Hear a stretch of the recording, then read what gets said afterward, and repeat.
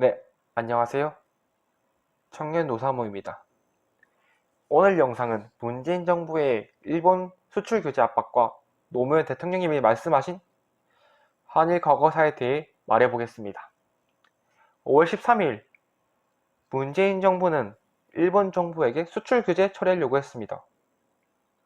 한국 정부의 입장은 그동안 일본이 제기한 세 가지 문제를 모두 해결했다는 건데 사실 이 문제들 자체가 정말 터무니없습니다.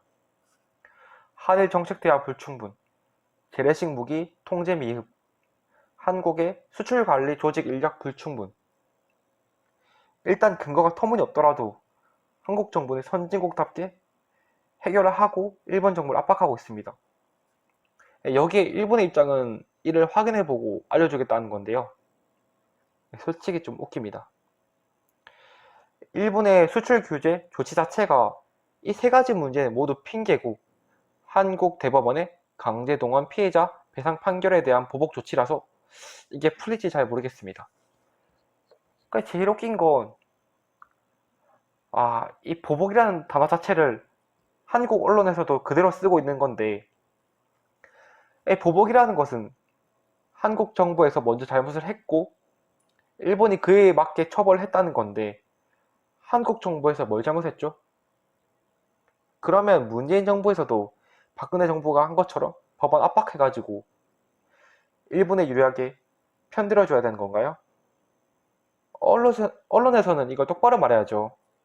보복 조치가 아니라 경제 침략이라고. 사실 일본은 꽤나 놀랐을 겁니다. 자신들의 뇌피셜에 따르면 한국은 이미 망했어야 되는데 자신들이 더 힘들어지는 걸 보니까 좀 놀랐겠죠? 네. 마지막으로 한일 관계에 대한 노무현 대통령님의 생각입니다. 당신께서는 2003년 일본 국민들과의 대화에서 이렇게 말했습니다.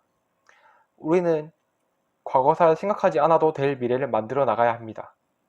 상호 간의 불신을 제거하는 것이 중요합니다. 한중일 관계는 과거 100년과는 다를 겁니다. 우리의 미래는 과거사를 말하지 않아도 되는 미래를 만들어야 합니다. 미래를 만들어갈 역량을 갖고 있느냐에 따라 달라집니다.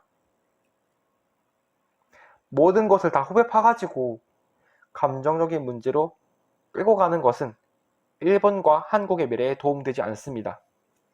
현명한 방법으로 풀어나가야 합니다. 따지는 방법이 아니라. 그렇습니다. 아베 정부는 일본 내부의 문제가 생길 때마다 한일 역사 관계를 걸고 넘어집니다. 이를 통해 일본의 국내 정치 문제를 해결하려고 하는데 이제는 그럴 것이 아니라 좀 더 생산적인 방법이 필요한 시점입니다.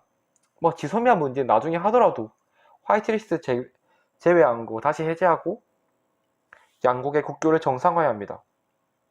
일본 정부는 알아야 합니다. 과거의 방식을 이용해 현재의 문제를 해결하는 것이 어떤 미래가 기다리고 있는지를요. 네, 오늘은 여기서 마치겠습니다. 좋은 하루 되세요.